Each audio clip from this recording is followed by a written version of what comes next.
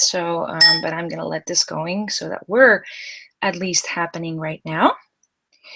Sounds good. So, I'm watching.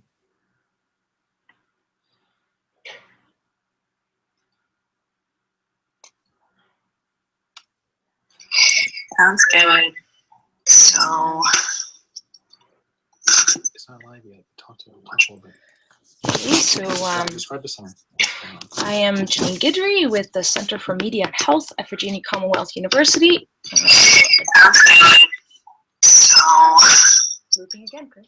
It's not live yet. We have a little technical. So, describe the center.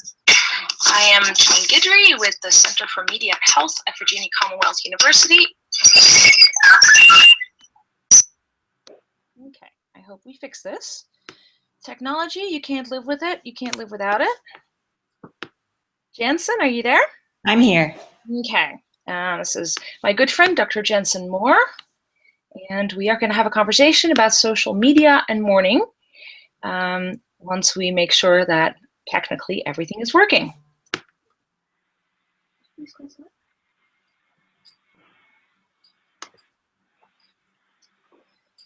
I am in Richmond, Virginia, and Jensen, you are in Louisiana, but where in Louisiana are you?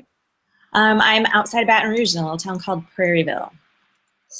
And you are an assistant professor in strategic communication at LSU, correct? Correct. I'm at the Manship School of Mass Communication. So, let's make sure this is all running correctly now.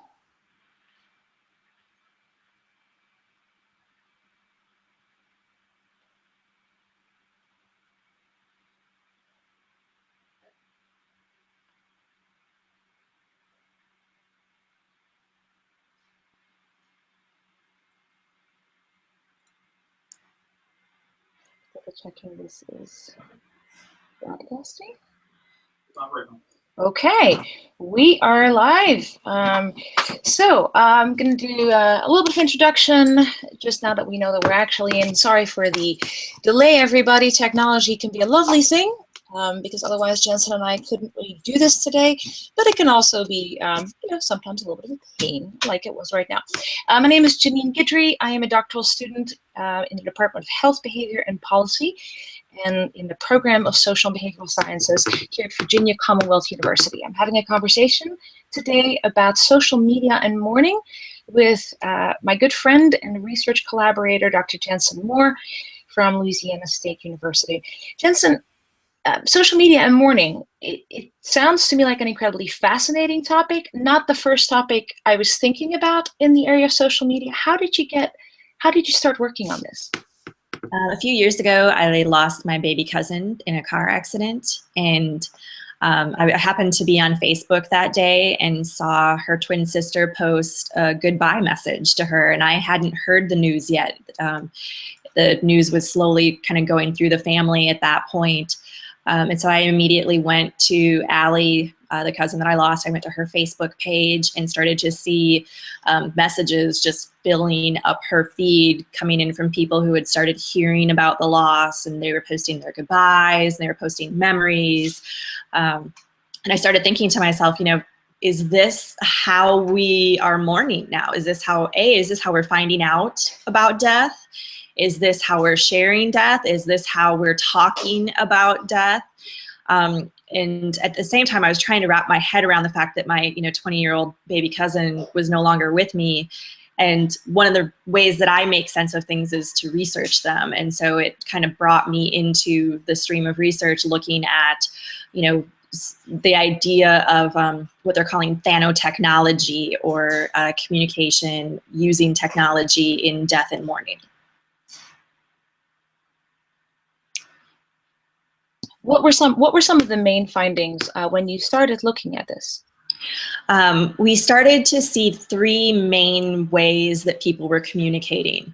The first was a broadcast way, so really a one-way communication where they were initially getting the information out, and they were, kind of just posting the things that would let other people know that they were mourners. The second way was a two-way communication where they would actually then start dialogues with other people who were either mourning the same person that they were or mourning someone who had already gone through the mourning process with someone else. And then the third way was really unique to this topic, and it's what we've called immortality communication. They started, or continued, I guess, a dialogue with the deceased.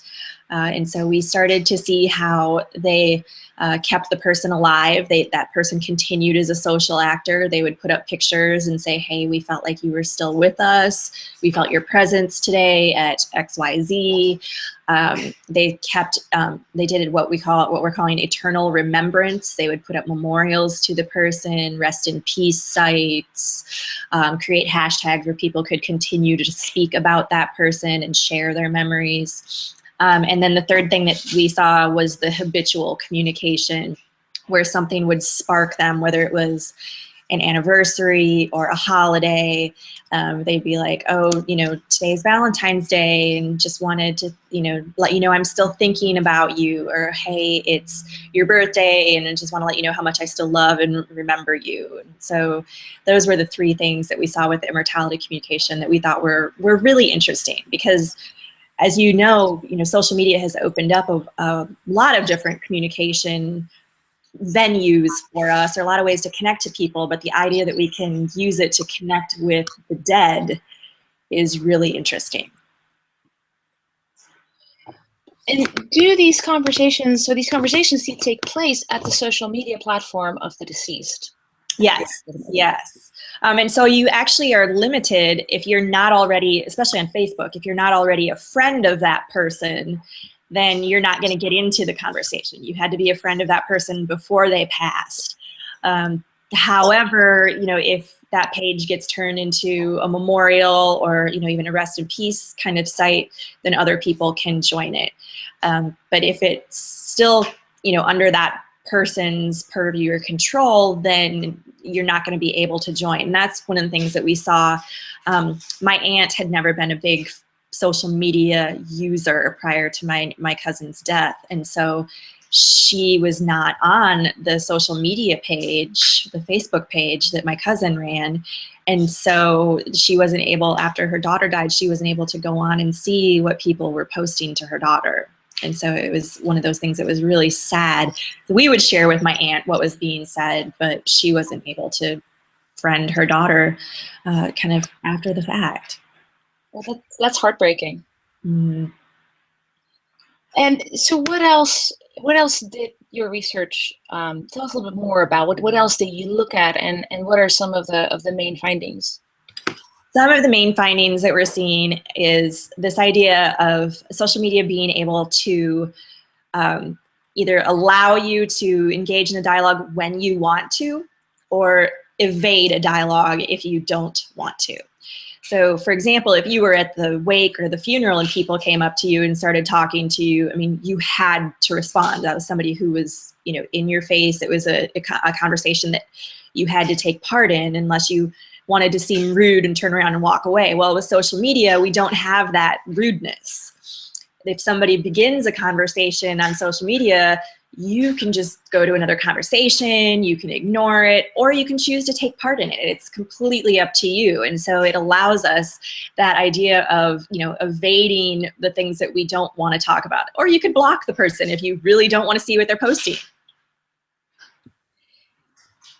And it's the pages or the profiles you talk about, are they primarily Facebook, or do you see this on other platforms as well? Because I've seen it on Facebook, and I've been impacted personally by it on Facebook, although not as closely as you have. But I haven't seen it on other platforms yet. We see it a little bit on Twitter right now, especially we saw it a lot during what we're looking at as man-made or natural disasters. So for example, the Paris attacks.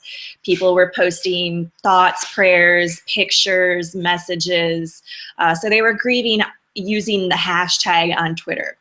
And we're seeing it to a lesser extent on Instagram, again, because of the pictures. So people are sharing pictures of something that they've either encountered or, or they're changing their profiles to represent the, the flag. And so then they share that picture over on their Instagram page and kind of feed it out to all of their social media from Instagram.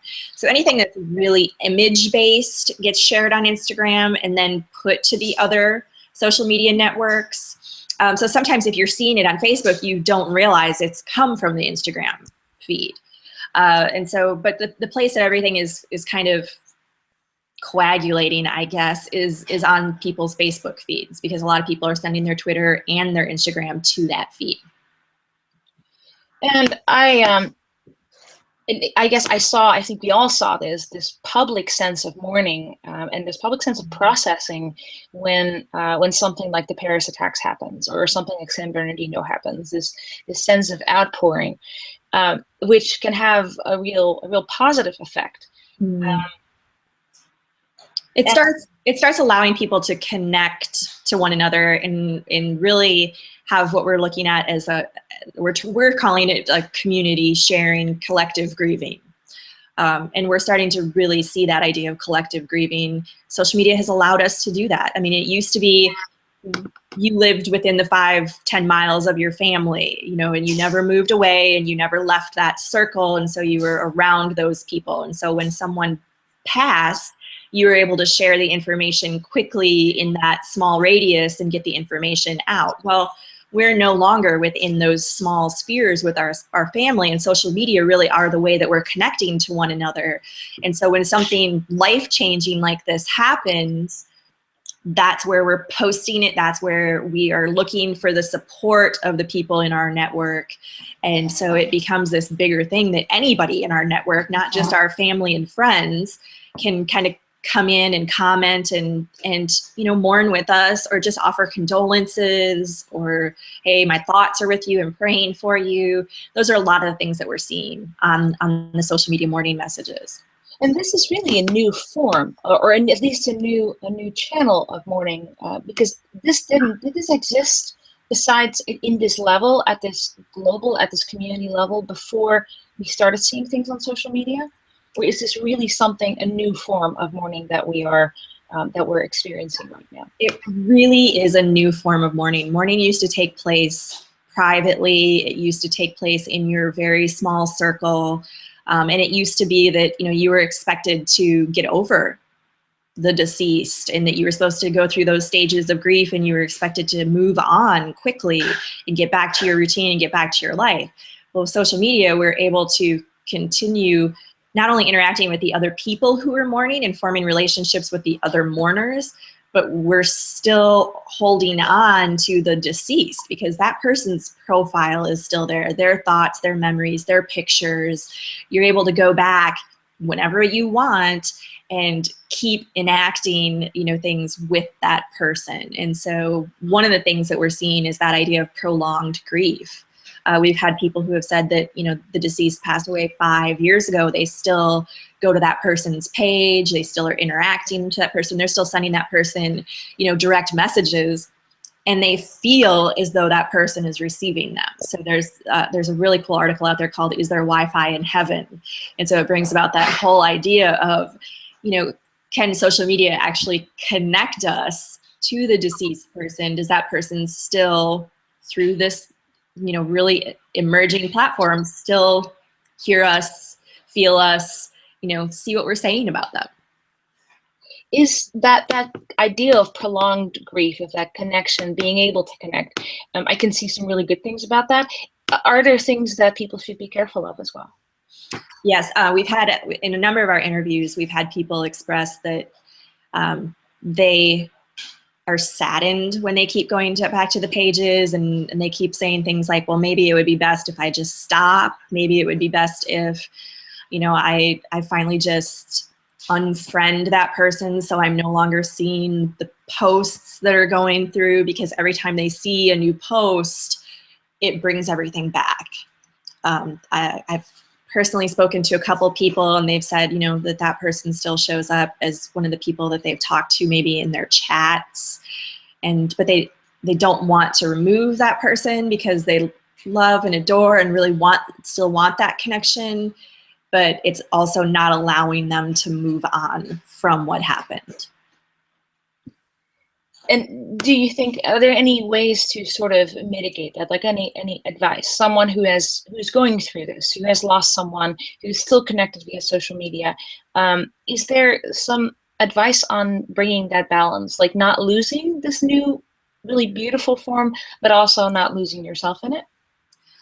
Well, I mean, we're trying to come up with some kind of tips along those lines, but one of the things that uh, I've kind of observed is that if you set those limits and say, you know, hey, during the first few months, I'm going to go on their page every couple of days. After that, maybe once a week. After that, maybe every other week. So just kind of tapering off and knowing and kind of establishing those guidelines, either mentally or if you have to write it out on a calendar, as far as here's how I have to kind of move on. And that's something that we didn't see previously with grief, because, you know, with graveyards and that kind of thing, you stopped going every day, every week, every month. It was one of those things where it became too much of a hassle for you to make it to the grave site, or you had other things going on in your life and you couldn't. But with social media, a click of a button and you're on that page. So you have to have that conscious decision that you are going to wean yourself off, and you have to take those steps to actually do that. And I was thinking about, I seem to have heard a little bit over the past few months about people who lost a loved one who had a social media platform, and they were friends with them, but they could not, say a parent, they could not get access to the admin functions, and that there's really not a lot of examples on how that's going to be handled. A lot of times platforms like Facebook are, from what I've seen, fairly hesitant about providing that kind of access.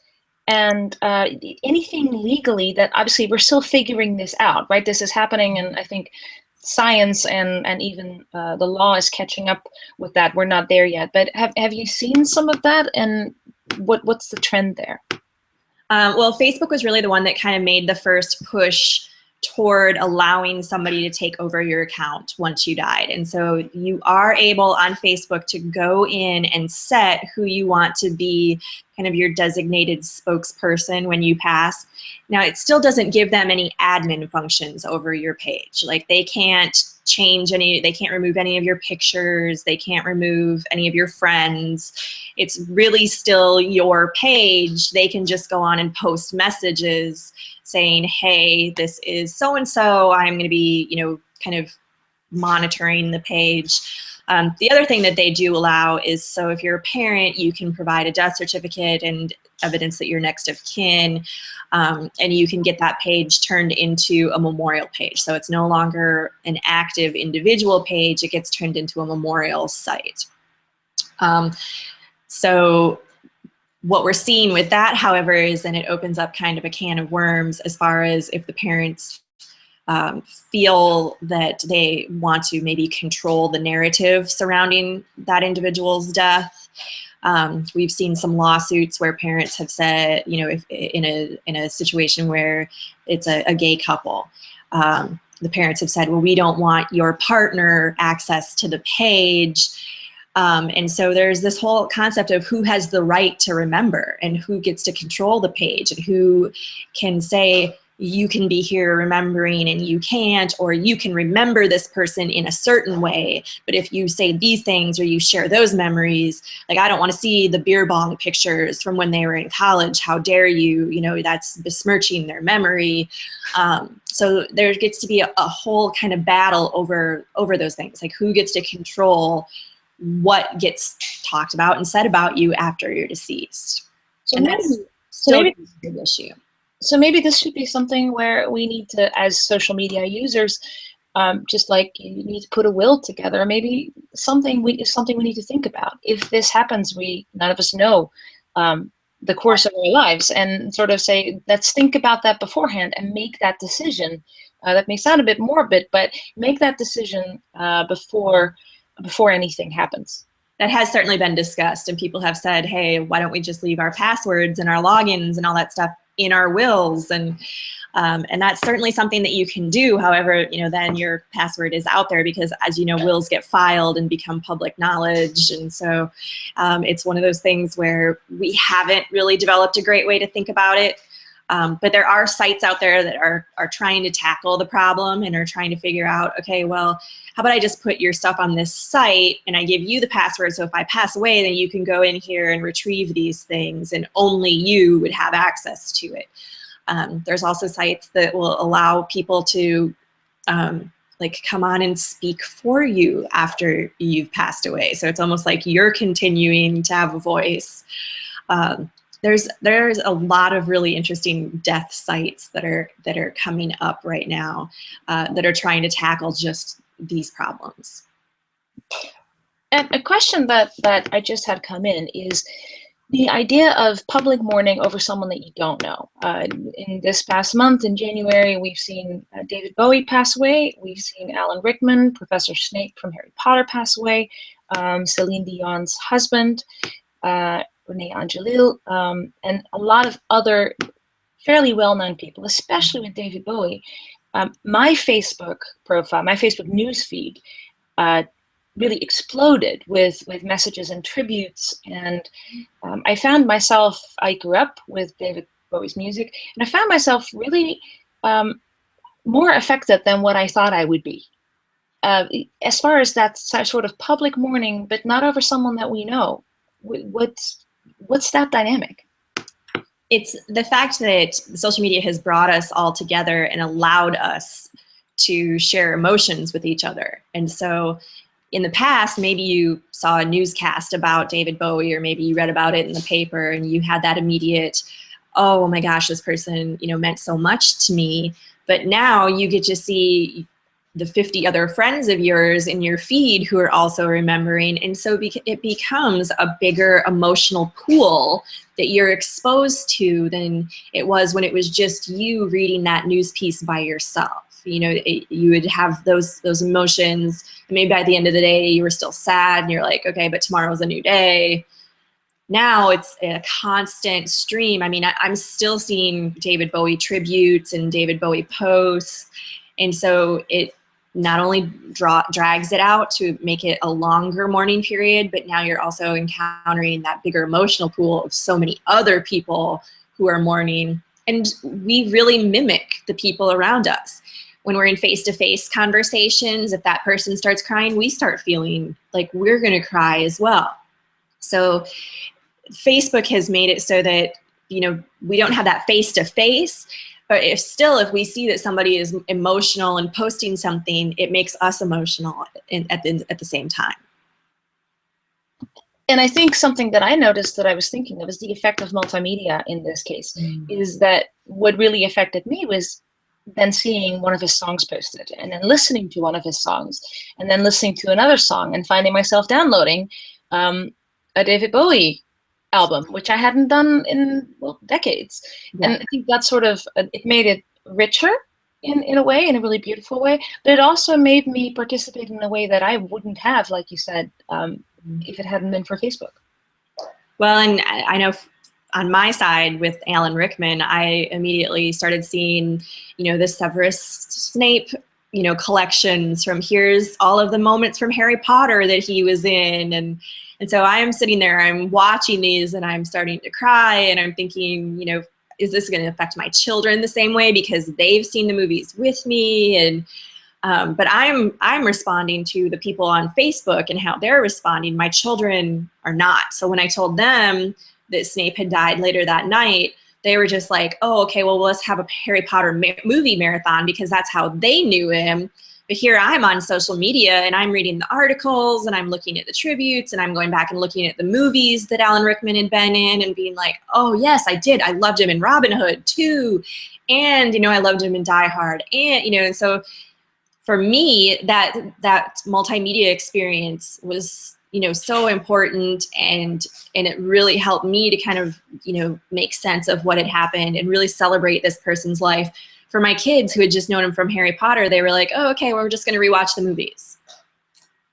Which we did as well. We watched I think 3 Harry Potter movies that night. But it was a really beautiful. It is a beautiful way of honoring someone's legacy. And I guess we are more affected this way by the people who affect us, even after they pass away. Yes, definitely.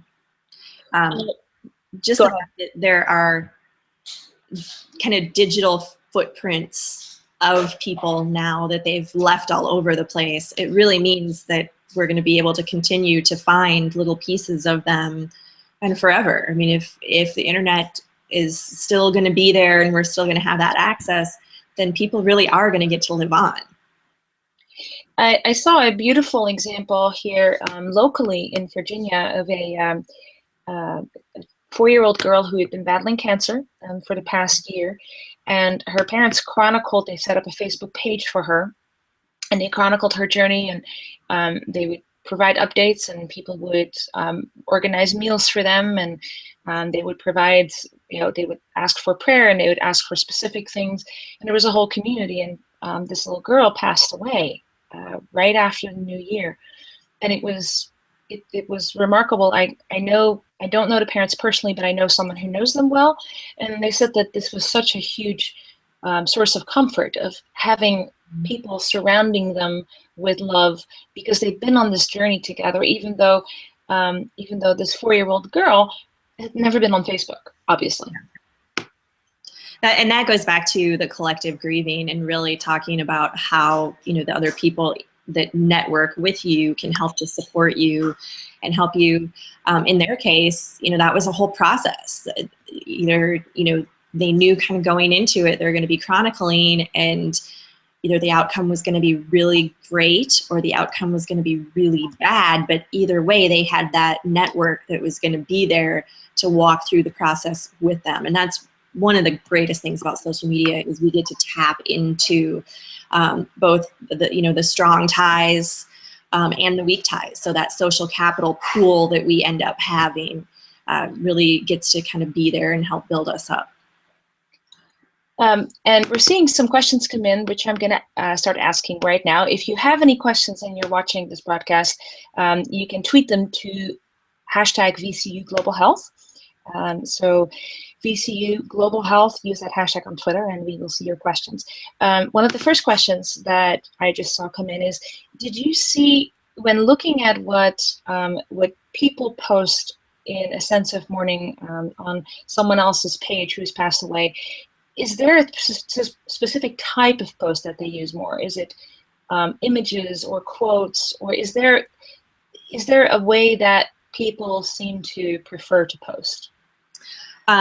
So again, I'm going to go back to the strong ties and weak ties. So people with the weak ties, which are, a little further removed, usually not friends and family, usually people in circles where maybe it's a colleague or maybe it's somebody that you don't really know, but you're a shirt tail friend on Facebook. The weak ties, what we are seeing the most are those condolences, those thoughts and prayers. I'm thinking of you. So just kind of that display of acknowledgement that happens. So that's from that group. From the other group, which is the strong tie group, so friends and family, what we're seeing the most from the strong tie group are sharing of memories.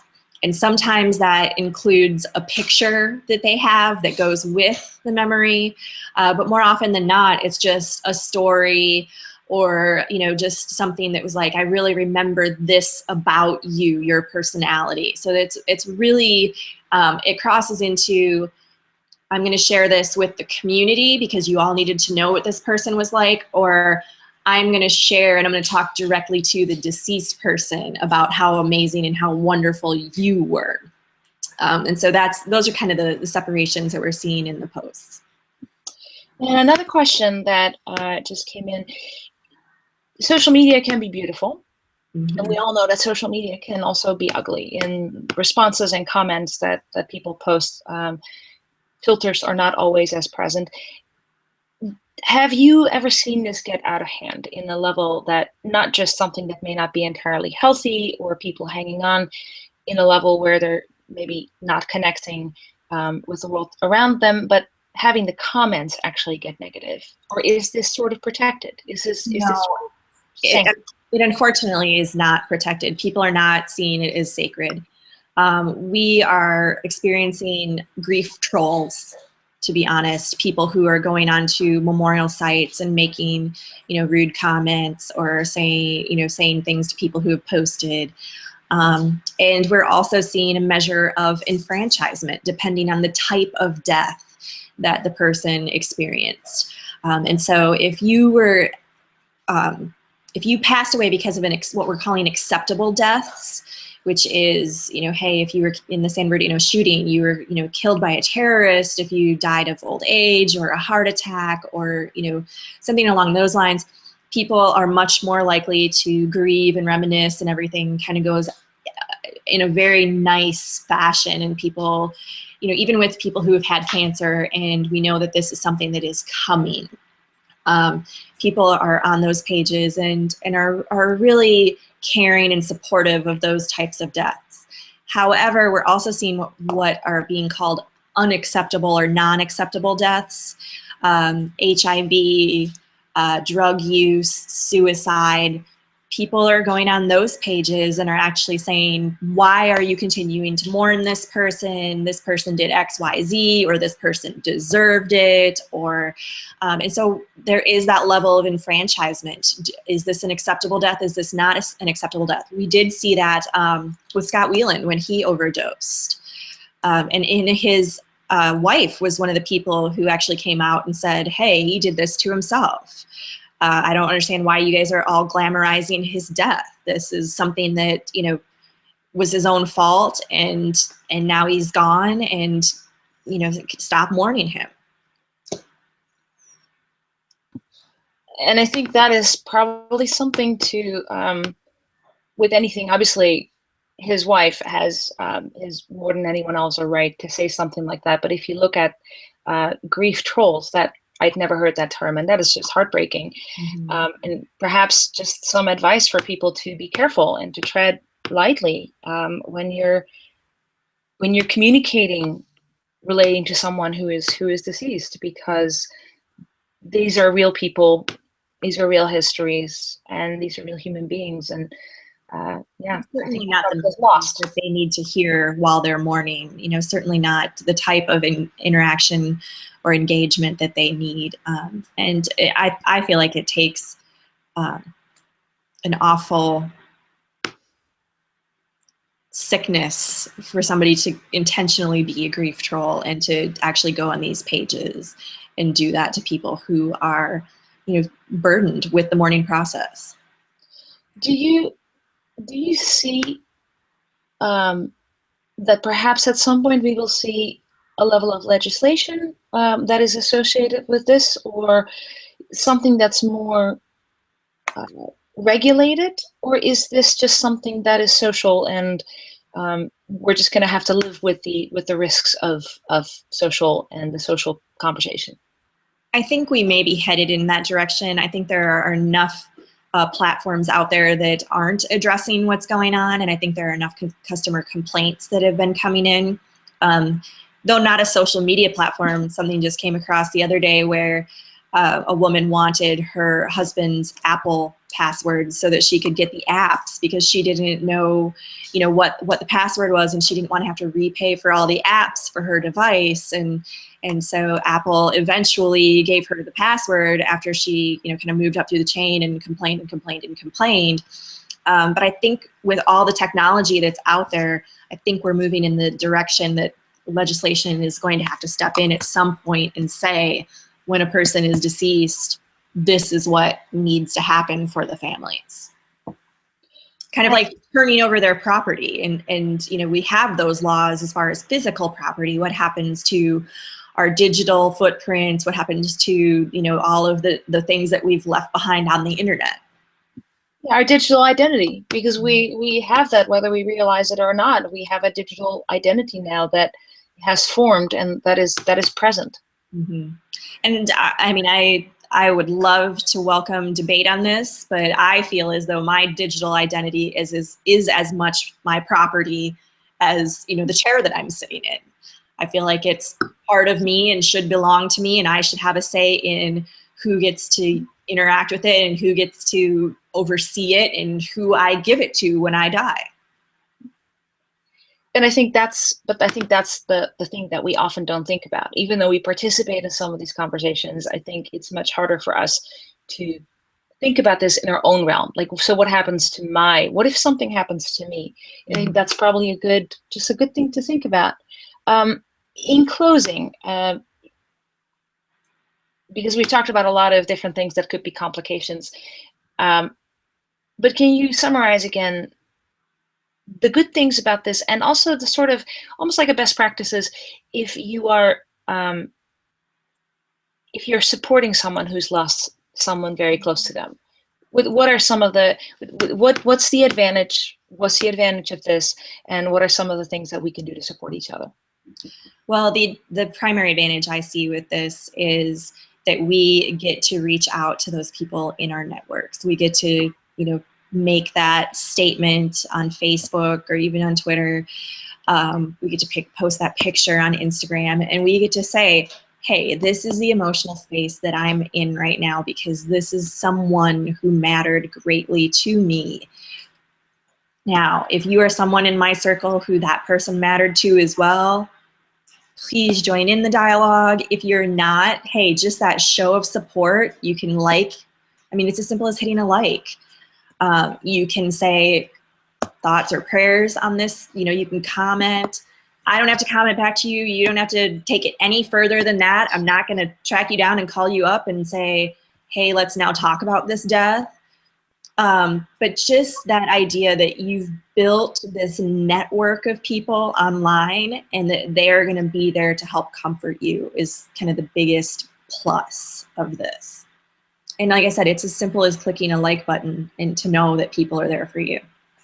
And I know my dad passed away in 2007, and I was active on Facebook at that point, not nearly as active as I am now. But I remember when I posted about his passing, and I got an overwhelming number of messages of support and of people just acknowledging it. It felt like they were acknowledging his life. Mm-hmm. And he wasn't on Facebook. He wasn't on social media. He probably would have been had he still been alive now. But I think that was, I know for me, that was an area of comfort, that people were joining me and saying he mattered. Even if I didn't know him, his life mattered because I know you and you matter. And yes. Beautiful. Jensen, thank you so much. This is a fascinating topic, obviously something that needs to have a lot more research. And I'm really looking forward to seeing what you and your colleagues are going to pursue in this, because I think it's very relevant, and it's something. If I could just a little shout out to the other people who are on this project with me: Sarah McGee at Loyola in Maryland, Alada Gammerklids, who is one of our doctoral graduates at LSU, and Jennifer Kowalewski at Georgia Southern. We've all been working on this project together, and so I want to just acknowledge their input on all of these things and their support, and hopefully we'll have a lot of things kind of trickling out in the press soon. Thank you to all four of you for doing this very important research, and for, in a way, helping all of us process a little more, and a little more consciously, and a little more purposely, because I know that I'm now thinking about this, and I hope that anyone who watches this is also going to just pay attention to this, and maybe this is going to benefit. Thanks so much, Jensen. I really appreciated this. It was great to see you again. Everybody, thank you so much for tuning in. We're going to post this link later on as well, so that people who have not seen it can go back and watch this broadcast. And remember, be kind to each other, and honor those that we have lost. Thanks, everyone.